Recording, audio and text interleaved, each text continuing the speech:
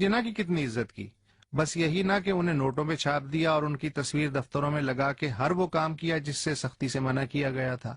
तुमने हुसैन शहीद सोहरवर्दी की कितनी इज्जत की, पहले वजीर आजम बनाया फिर गद्दार बना दिया।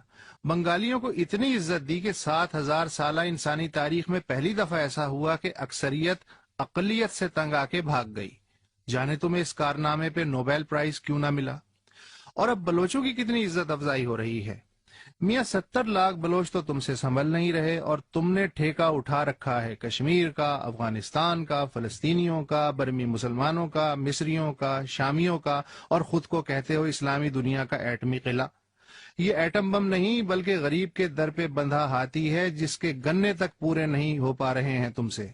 बल्कि मैं तो यूं कहूं कि एटम बम ना हुआ 16 साल की दोशीजा हो गई कि कोई उठा के ना ले जाए। अपनी हिफाजत के लिए बनाया था ना, अब उसकी हिफाजत के लाले पड़े हैं। सऊदी अरब में कितने पाकिस्तानियों के सर कलम हुए।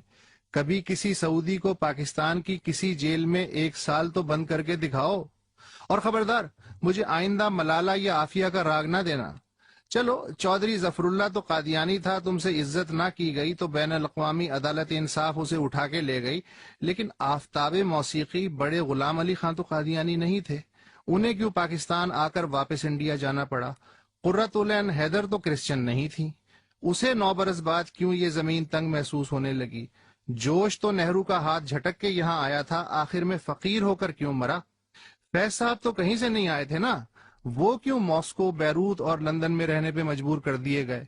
मियां ने तुम्हें फिजिक्स का नोबेल प्राइज देके इज्जत देने की कोशिश की और तुमने इस नोबेल प्राइज विनर की कब्र पे लगी तख्ती तक पे कालक मल दी। मलाला अगर वाकई तुम्हारी बेटी या इज्जत है तो फिर मलाला पाकिस्तान से बाहर क्यों है। वो तो आफिया की तरह कैद में नहीं। क्या अजब बात है, जो कैद में है वो भी मगरिब की कैद में है और जो आजाद है वो भी मगरिब की कैद में है। और जो 13-14 बरस की बच्ची तौहीन रिसालत के इल्जाम से बरी होती है उसे भी जान बख्शी के लिए मगरिब की तरफ भागना पड़ता है और उस पे झूठा इल्जाम लगाने वाला इन्हीं गलियों में हार पहने घूमता है। मगर अल्लामा, फिर भी कोई तो वजह होगी कि पाकिस्तानियों को पूरी दुनिया पाकिस्तान के इतनी खिलाफ महसूस होती है। सोमालियंस या इंडोनेशियंस या बांग्लादेशियों या तुर्कों या मिस्रियों वगैरह को ऐसी शिकायत क्यों नहीं।